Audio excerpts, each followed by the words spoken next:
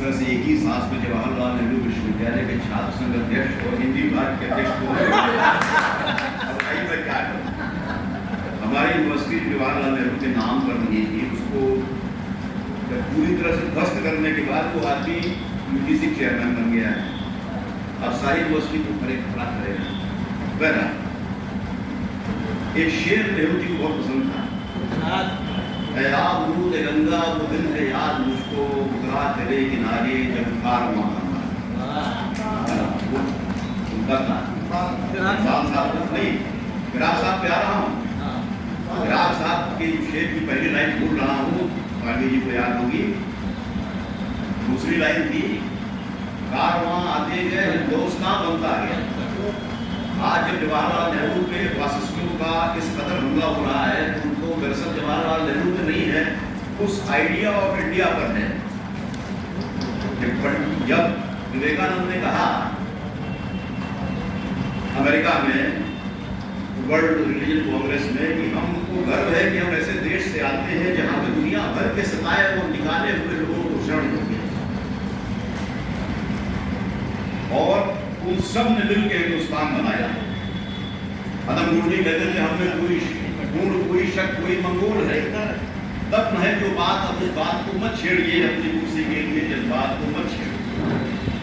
ये एक idea of India है जिसके खिलाफ एक दूसरा आइडिया ऑफ इंडिया खड़ा करने की जो कोशिश हो रही है, उसमें जाहिर है कि नेहरू एक बहुत बड़े इम्पेडिमेंट के रूप में फासिस्टों को लगते हैं। जाहिर है कि नेहरू की लेगेसी, और मैं पहले से ही कह दूं कि कोई मैं नेहरूवादी या गांधीवादी नहीं हूं, और नेहरू को फासिस्ट क्यों नहीं चाहते। अब हेरम भाई ने अपने किताब में जिक्र किया है कि ब्रसेल्स के कॉन्फ्रेंस 1947 में जब उन्होंने भाग लिया, सारे जो स्वाधीनता संग्राम साम्राज्यवाद के खिलाफ चल रहा था, ब्रिटिशवाद के चल रहा था, उसके सारे प्रतिनिधि वहां आए हुए थे जो लड़ रहे थे। नेहरू जी वहां अन्यत्र किसी काम से गए थे, दूसरे किसी काम से गए थे, जाहिर है अपनी पत्नी का इलाज कराने गए थे, और उस समय उन्होंने कांग्रेस से इजाजत मांगी कि हम इस कॉन्फ्रेंस में कांग्रेस का प्रतिनिधित्व करेंगे। तब से लेकर और फिर याद कीजिए कि जो एंटी फासिस्ट स्ट्रगल चला है उसमें स्पेनिश गृह युद्ध का भी समर्थन करने को पहुंचे थे। फासिस्टों को इसलिए याद है कि जो लोग उस जमाने से एंटी फासिस्ट हैं उनसे बगैर पार पाए कैसे इस देश के अंदर सही मायने में फासिज्म लाए, इसलिए नेहरू से उनको चिढ़। अब धर्मनिरपेक्षता की बात कर लीजिए, अब वो कर दिया पंथ निरपेक्षता। पंथ निरपेक्षता हर धर्म तो सर्वाधिशायी है, अलग अलग धर्म नहीं होते, पंथ अलग अलग। तो जब सेकुलरिज्म की बात आएगी तब भी जवाहरलाल नेहरू से झगड़ा करना पड़ेगा। अभी अनुग्रह भाई ने इतने डिटेल के साथ बताया कि जो कुछ बेच रहे हो तुम वो सब वही है जो नेहरू ने खड़ा किया था। अंबानी को, अडानी को, जो कौड़ी के मोल देश के जनता की गाड़े की कमाई से निर्मित पब्लिक सेक्टर और तमाम इंफ्रास्ट्रक्चर थे, उनको जो तुम बेच रहे हो, बेच क्या रहे हो, दे दे रहे हो, सीधे हस्तांतरित कर दे रहे हो, वो वही सब कुछ है जिसको जवाहरलाल नेहरू की पॉलिसीज के चलते खड़ा किया। तो अब मैं उस ऐतिहासिक परिदृश्य में भी जाना चाहता हूं जिसको हेरम भाई ने किताब का घेरा है कि देखिए जो 1945 से लेकर 1975 ये 30 साल हैं जिसमें तमाम देश इंग्लैंड, फ्रांस और दीगर यूरोपीय देशों के उपनिवेश थे और वो स्वतंत्र होते गए धीरे धीरे, खास सेकेंड वर्ल्ड वॉर के बाद जब उस तरह की ताकतें कमजोर हुई। जवाहरलाल नेहरू ने अपने राष्ट्रवाद को और अपने मुल्क की नीतियों को इस एंटी कॉलोनियल प्रोजेक्ट के हिस्से के बतौर देखा और परिभाषित किया। इसलिए जो 9 स्वतंत्र देश थे उनके टीटो और नासिर की तरफ वो भी बड़े भारी सम्मान देता जी। हाँ, तो आपको मैं याद दिलाना चाहता हूं कि बहुत कम मुल्क ऐसे थे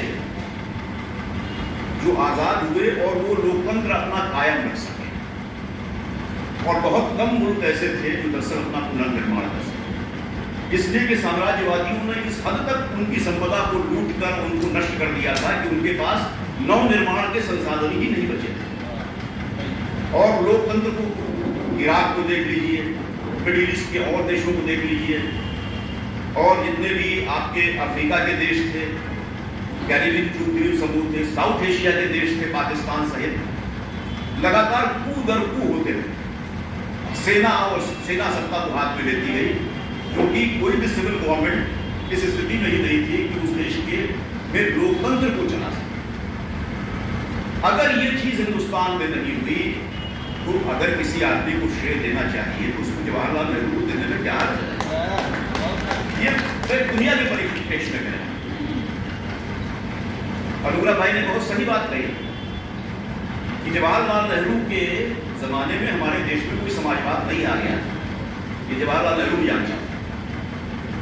पूंजीपतियों के पास, जिन्हें हम राष्ट्रीय पूंजीपति कहते हैं, उनके पास दरअसल माइनिंग में, इंफ्रास्ट्रक्चर में, लोहे में, बॉक्साइट में, कोयला में, सिंचाई में, बांध परियोजनाओं में ये पैसा लगाने के लिए नहीं था। उनके पास उतनी पूंजी नहीं। सरकार ने पब्लिक मनी से इन्वेस्टमेंट किया, बड़े बड़े पब्लिक सेक्टर्स खड़े किए। भाई लोहा हम निकाल के दे देते हैं, तुम ट्रैक्टर बना लो, टाटा वाले तुम कुछ गाड़ी बना लो। तो दरअसल हमारे पूंजीपतियों को ये जरूरत थी उस जमाने में। उनके पास इतनी पूंजी नहीं थी कि राज्य इस काम को करे। वो जवाहरलाल नेहरू ने किया, इसको मैं राजकीय पूंजीवाद कहना पसंद करता हूं। और उसको लेके जाहिर है, अब कांग्रेस तो बहुत बड़ा प्लेटफॉर्म था आज़ादी से पहले ही। उसमें कांग्रेस सोशलिस्ट पार्टी के निर्माण के साथ एक बाम धड़ा खड़ा ही हो चुका था। जवाहरलाल नेहरू का उससे गहरा संबंध था। दूसरी तरफ दक्षिण पंथ में भी मदन मोहन मालवीय से लेकर राजेंद्र प्रसाद से लेकर वल्लभ भाई पटेल तक एक बहुत मजबूत, गोविंद वल्लभ पंत तक मजबूत एक कतार थी। और हिरम भाई की किताब का जो सबसे खूबसूरत चैप्टर मुझे लगता है वो है गांधी और नेहरू के बीच में जो विवाद था, और दोनों का एक दूसरे के प्रति गहरा म्यूचुअल रिस्पेक्ट और प्रेम। उस पूरे के पूरे विवाद में आप आने वाले हिंदुस्तान को कैसे बनाया जाएगा, इसमें इन दो महान व्यक्तियों के संघर्ष को देख सकते हैं और नेहरू की मजबूरियों को भी समझ सकते हैं। मैं हिरम भाई थोड़ा गांधी की तरफ झुके हुए उस चैप्टर में, मैं नहीं झुका हुआ।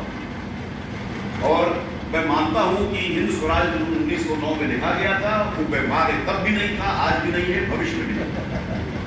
उस एक आर्टिकल मैंने लिखा था तभी, हिंद स्वराज का क्या करें, एक स्वप्न है। यूरोपियन सोशलिस्ट गांधी जी भी थे, पर नेहरू को ये जानते थे कि ये देश को कैसे चलाना है, क्या करना है। आउट ऑफ सिंक आप नहीं हो सकते पूरी दुनिया में जो जिंदगी चल रही है। तो वहां पे उनका गांधी जी से विवाद था, और गांधी जी का बड़प्पन ये था कि दांते वाला रिपोर्ट को उन्होंने भी एंडोर्स किया। अंत तक कहते रहे कि हम अपने हिंद स्वराज की बातों से हम पीछे नहीं हटेंगे। लेकिन हिंद स्वराज में मान लीजिए रेलवे की बड़ी सारे बड़े बड़े तकनीकी रेवोल्यूशंस की, लेकिन गांधी जी ने रेलवे से ही पूरे भारत में यात्रा की। वकीलों के पेशे से उन्होंने तमाम तरह की शिकायतें थी, और उनके सारे दोस्त वकील थे, राजेंद्र प्रसाद, मोतीलाल नेहरू, जवाहरलाल नेहरू, वल्लभ भाई पटेल, किसी नाम नहीं सब। तो वो भी अपने व्यवहार से अपने अनुभव जानते थे कि ये संभव नहीं है। अब फिर से धर्म की उस तरह से पुनर्स्थापना नहीं की। धर्म जिस व्यापक अर्थ में वो लेते थे, क्योंकि उन्होंने स्वराज ने कहा है कि धर्म का मतलब मेरे लिए कोई हिंदू, मुस्लिम, जरदुश्ती ये सब नहीं। धर्म जो सब धर्मों के भीतर का धर्म है, लेकिन उसकी भी पुनर्अवतारणा और उसके हिसाब से समाज नीति और अर्थनीति को बनाना नेहरू ये समझते थे कि व्यवहारिक नहीं है, और गांधी जी समझते थे कि व्यवहारिक न भी हो तो भी एक स्वप्न के रूप में उसको जीवित रहना चाहिए। दोनों स्तरों पे आज भी वो प्ले कर रहा है। अब हम आपके सामने ये सवाल रखते हैं कि सवाल ये है कि गांधी जी इतने टारगेट पे नहीं। ये सही है कि गांधी जी का पुतला खड़ा करके अभी भी कोई गोली मार देता है, उसमें से खून निकलता है, यूट्यूब बना देता है, गोडसे का मंदिर बन जाता है। गांधी के खिलाफ वो साध्वी प्रज्ञा कुछ वक्त देती है, और मोदी कहते हैं कि मैं माफ नहीं करूँगा। ये सब नोटंकी तो गांधी जी नहीं है उनके कार्य। लेकिन गांधी जी के अंदर ऐसा भी बहुत कुछ है जो प्रतीक रूप में इनके भी काम का है। गांधी जी चश्मा ले लिया और वो सफाई वाले अभियान में लगा दिया, और नोटों पे जब नोटबंदी हो रही थी लोगों ने कहा कि पता नहीं सकता हो अब की दूसरा बार नोट आ जाए इसमें गांधी जी की तस्वीर में रहे, मोदी जी की तस्वीर। बहरहाल गांधी जी तस्वीर में थानों से लेके गांधी जी रोड पर, एमजी रोड हर शहर में होती है, गांधी जी अभी भी प्रतीक के रूप में। और इसके अलावा यह भी सही है कि जो समाज सेवा वगैरह का जो उनका एक तरीका था, एक ऐसी भूमिका गांधी जी की जरूर थी जिसमें कि कांग्रेस के भीतर में लेफ्ट के असर्शन को रोकने वाले जो नेता थे, और बड़ी खूबसूरती से इतना ईमानदार चैप्टर है वो कि हेरम भाई भले चुके हों गांधी की तरफ, लेकिन आप पढ़ते नेहरू के साथ, तो वो लेखक की अपनी ईमानदारी है। और तब आप सोचिए कि कैसे कांटों का ताज जवाहरलाल नेहरू के सर पर रखा गया होगा, जहां पे एक तरफ बहुत ही स्ट्रॉन्ग राइट विंग लीडरशिप, दूसरी तरफ एक कम्युनिस्ट पार्टी का निर्माण हो गया, कांग्रेस सोशलिस्ट पार्टी भी है, और उसमें उनको अपनी नीतियों को व्यवस्थित करना है। शीख युद्ध शुरू हो चुका है, दुनिया दो खेलों में बढ़ चुकी है। उस सब के बीच में जवाहरलाल नेहरू को लोकतंत्र को जीवित रखना है। इस कठिनाई को महसूस करते हुए, इस कठिनाई के साथ उस आदमी ने जो कुछ किया, मैं अभी भी मानता हूं कि इस देश को जवाहरलाल नेहरू के आगे जाना है। जवाहरलाल नेहरू के पीछे जाके कोई भविष्य नहीं है इस देश में। आपको भगत सिंह और अम्बेडकर के जो बचे हुए एजेंडे हैं, या जो सब चरितार्थ नहीं हुआ उसको लेके आगे बढ़ना होगा, जवाहरलाल नेहरू से आगे बढ़ना होगा, लेकिन जवाहरलाल नेहरू के पीछे जाके इस देश का कोई भविष्य नहीं।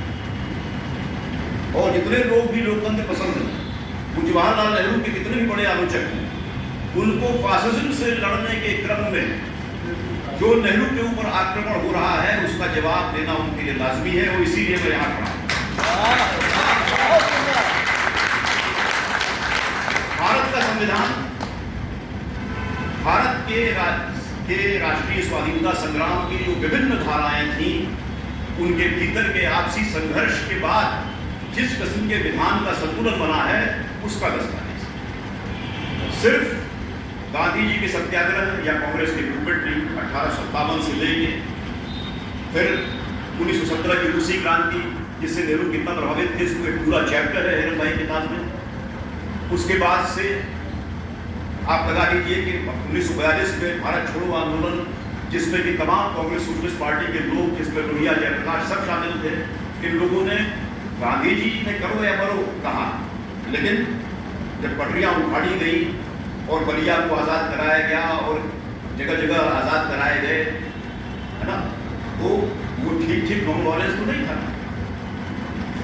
वहां से लेकर नौसैनिक विद्रोह तक, उससे पहले रेवोल्यूशनरीज की एक पूरी ट्रेडिशन है, बागा जतीन से लेके चाफेकर बंधुओं वाले, बागा जतीन से लेके हिंदुस्तान सोशलिस्ट रिपब्लिकन आर्मी तक भगत सिंह तक, ये सारे मिला के भारत का स्वाधीनता संग्राम बना है, जिसके अंदर जबरदस्त एक दूसरे के साथ आदान प्रदान था। और जो लोग स्वाधीनता आंदोलन के बाहर रहे, अब वो कह रहे हैं कि साहब भारत को 2014 में 2014 में आ जाओ। हमारा जो संविधान है, इन सारी धाराओं के भीतर अत्यंत तनाव, संघर्ष और सामंजस्य से निर्मित हुआ है, और उसके ऊपर एक गहरा इम्प्रिंट सिर्फ अम्बेडकर का नहीं, जवाहरलाल नेहरू का। हमारा राष्ट्रवाद कभी अंतर्राष्ट्रीयतावाद के खिलाफ नहीं है। और आज जब रूस ने हमला कर दिया है यूक्रेन पे और मोदी सरकार की बोलती बंद है, तो कोई सोचेगा ही कि जवाहरलाल नेहरू अगर होते तो उस समय क्या था। अगर हम जो है, हमने फिलिस्तीन का साथ देना छोड़ दिया, पूरी तरह से हम इजराइल के साथ समझौते में, अगर अमेरिका के हम जूनियर पार्टनर बन चुके हैं साउथ एशिया के अंदर, ये सब जवाहरलाल नेहरू की नीतियों को पलटना है। और सारे के सारी जो लीगेसी है विश्व में नॉन अलाइंड मूवमेंट की, जिसकी आज भी बहुत जरूरत है, हम कह रहे हैं उसकी आगे जाइए, अपने एनलाइटेंड सेल्फ इंटरेस्ट को उसको आगे जाइए। लेकिन जवाहरलाल नेहरू ने जो कुछ किया था, उसको मडियामेट करके आगे जो बढ़ रहे हो, वो भारत के अंदर फासिज्म और दुनिया के अंदर जितनी भी गलत प्रवृत्तियां हैं, नस्लवाद से लेके उपनिवेशवाद तक, इन सब के समर्थन में हमारे देश को एक अंधे कुएं की तरह ले जा रहे हैं। इसके खिलाफ खड़े होने वाले सब लोगों को जवाहरलाल नेहरू और महात्मा गांधी के पक्ष में भी खड़ा होना पड़ेगा, हम चाहे उनके प्रति कितने भी क्रिटिकल। और मैं उस क्रिटिकलिटी को छोड़ने की बात नहीं करता, कभी नहीं छोड़ना चाहिए। कभी भी आंख मूंद के वो या सिर्फ अंतरात्मा पे विश्वास नहीं करना चाहिए। महात्मा गांधी बहुत कुछ कर सकते थे, वो एक बहुत बड़े आदमी थे। नेहरू एक तरह से कॉमन डिनोमिनेटर थे।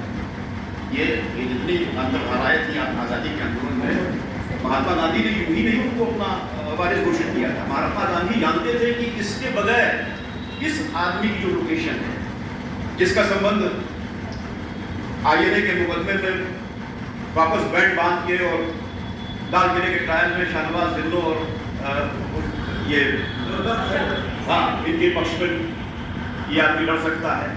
इस आदमी का संबंध सोशलिस्टों से है, कम्युनिस्टों से है, और इस आदमी का तो बहुत बुरा संबंध उन लोगों से भी नहीं है जो कांग्रेस के बाद के दौर में दक्षिणपंथी नेता हुए।